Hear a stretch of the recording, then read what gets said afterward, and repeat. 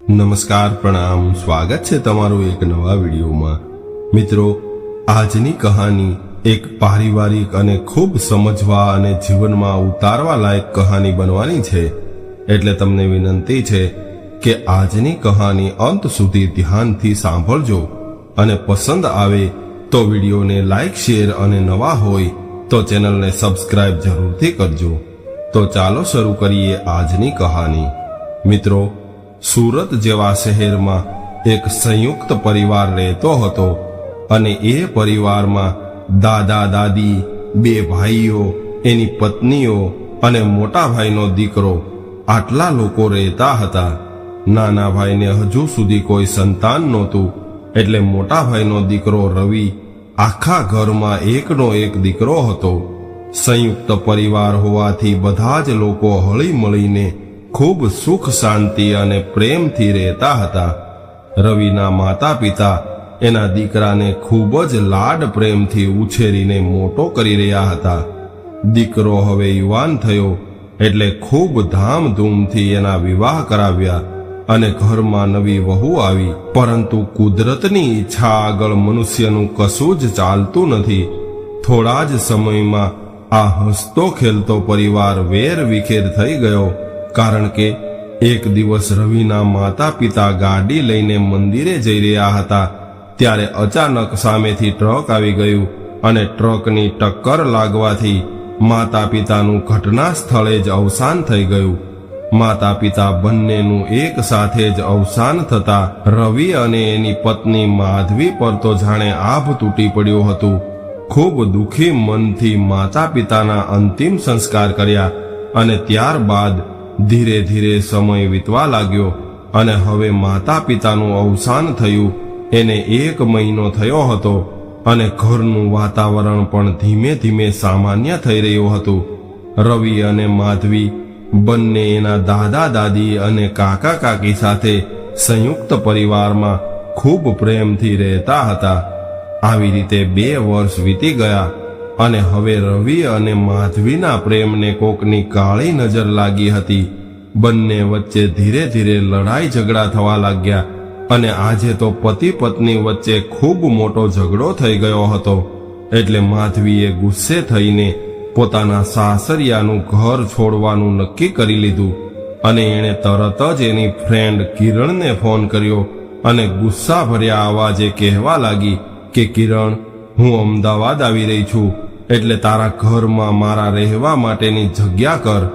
કિરણ માધવીની બાળપણની ફ્રેન્ડ હતી અને એ માધવીનો ગુસ્સો ખૂબ સારી રીતે જાણતી હતી, એટલે કિરણ ધીમે રહીને માધવીને સમજાવવા લાગી કે માધવી, લગ્ન બાદ આવા નાના મોટા ઝઘડા તો હંમેશા થતા રહે છે અને આવા નાના મોટા ઝઘડામાં આટલો બધો ગુસ્સો ન કરવાનો હોય।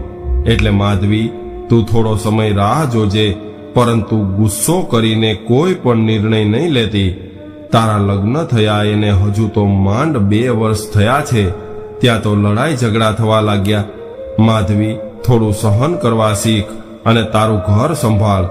પોતાની ફ્રેન્ડની આવી વાતો સાંભળીને માધવી થોડી શાંત થઈ હતી, પરંતુ એનો ગુસ્સો હજુ પણ શાંત નહોતો થયો।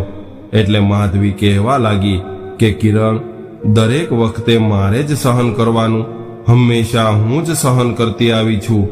રવિ તો નાની નાની વાતમાં હંગામો મચાવી દે છે।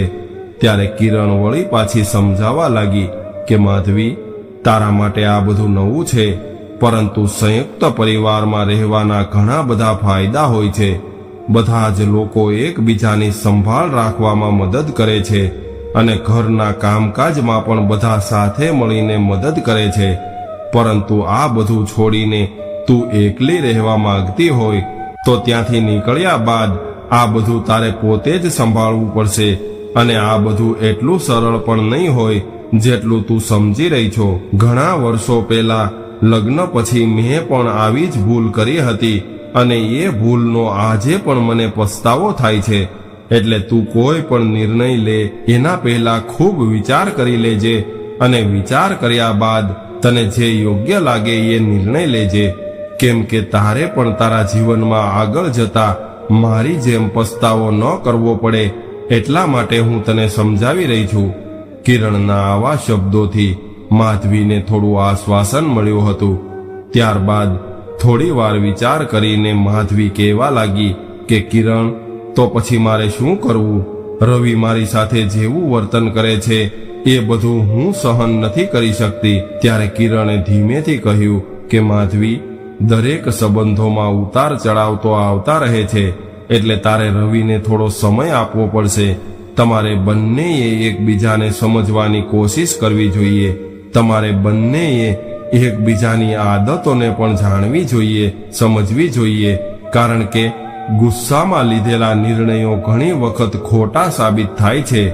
એટલે ક્રોધમાં આવીને ક્યારેય પણ નિર્ણય ન લેવાય. આવી રીતે કિરણ માધવીને સમજાવી રહી હતી. કિરણ સાથે વાત કરીને માધવીનો ગુસ્સો શાંત થઈ ગયો અને એણે કોઈ પણ ઉતાવળ કરીને નિર્ણય ન લેવાનું નક્કી કર્યું. હવે ગુસ્સો શાંત થયા બાદ માધવીએ હું રવિ સાથે વાત કરીશ એવું વિચાર્યું હતું. આ બાજુ માધવી સાથે લડાઈ ઝઘડાના કારણે રવિ પણ ખૂબ પરેશાન હતો. એટલે એ રૂમમાં બેડ પર એકલો બેસીને એવું વિચારી રહ્યો હતો કે આ લડાઈ ઝઘડામાં મારી કઈ જગ્યાએ ભૂલ થઈ છે. ત્યારે જ માધવી રૂમમાં આવી અને રવિને જોઈને એને એવું લાગ્યું કે રવિ મારી પાસે માફી માંગવાનું વિચારી રહ્યો છે. ત્યારે માધવી રવિ પાસે આવીને કહેવા લાગી કે રવિ, મને ગુસ્સો આવી ગયો હતો, એટલે મારાથી ન બોલવાના શબ્દો બોલાઈ ગયા હતા. કદાચ આપણે બંનેએ થોડું એડજસ્ટ કરવું પડશે. ત્યારે રવિ પણ માધવીની સામે જોઈને હસવા લાગ્યો અને કહેવા લાગ્યો કે માધવી, ભૂલ તો મારાથી પણ થઈ હતી, એટલે એકવાર મને માફ કરી દેજે. ત્યારબાદ બંને પોતપોતાના મન હળવા કરીને એકબીજાની નજીક બેસીને વાતો કરવા લાગ્યા. એટલે ધીરે ધીરે બંનેની અંદરથી ગુસ્સો દૂર થવા લાગ્યો અને ગુસ્સાનું સ્થાન સમજણે લઈ લીધું. હવે બંને સમજી ગયા હતા અને બંનેએ સ્વીકારી લીધું હતું કે લગ્નના શરૂઆતના દિવસોમાં નાના મોટા ઝઘડા થવા એ તો સામાન્ય વાત હોય છે. અને આવા નાના મોટા ઝઘડાના કારણે આવી રીતે ગુસ્સો કરીને અલગ ન થવાય. એટલે શરૂઆતના સમયમાં પતિ પત્ની બંને થોડું ઘણું સહન કરે એ ખૂબ જરૂરી હોય છે. થોડા સમય બાદ માધવી સમજી ગઈ હતી કે મારી ફ્રેન્ડ કિરણ જે કહેતી હતી એ સાચું હતું કે મોટા પરિવારમાં રહેવાના ઘણા બધા ફાયદા હોય છે. માધવીને હવે એકલા રહેવા કરતા સંયુક્ત કુટુંબમાં રહેવાનું ખૂબ સારું લાગતું હતું.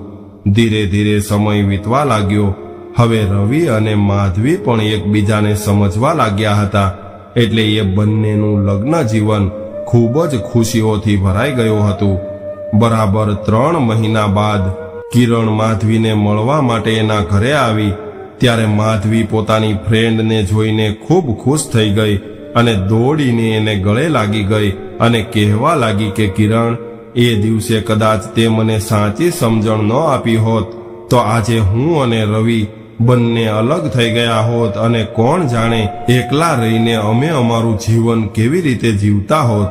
તો મિત્રો, આ કહાનીમાંથી આપણે શીખવા જેવી વાત એ છે કે લગ્ન બાદ પતિ પત્ની વચ્ચે નાના મોટા ઝઘડા થતા હોય તો એકબીજાએ થોડું ઘણું સહન કરવું જોઈએ. કારણ કે જો આપણે થોડું ઘણું સહન નહીં કરી શકીએ તો આવા નાના મોટા ઝઘડાઓ મોટા કંકાસનું રૂપ લઈ લેશે અને અંતમાં પતિ પત્નીએ અલગ થવાનો વારો આવશે. એટલે દરેક વિવાહિત સ્ત્રી પુરુષે સહન શક્તિ વધારવી જોઈએ. અને સહન કરવાથી કોઈ નાનું નથી થઈ જતું. આપણા વડીલો પણ હંમેશા એવું કહેતા રહ્યા છે કે જેટલું બને એટલું સહન કરવા શીખવું જોઈએ. સહન શક્તિવાળો વ્યક્તિ એના જીવનમાં ક્યારેય પણ દુઃખી નથી થતો. એ હંમેશા માટે સુખી જીવન જીવે છે.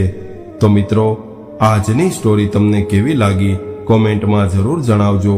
અને પસંદ આવી હોય તો વિડીયોને લાઈક, શેર અને નવા હોય તો ચેનલને સબસ્ક્રાઇબ જરૂરથી કરજો. હર હર મહાદેવ.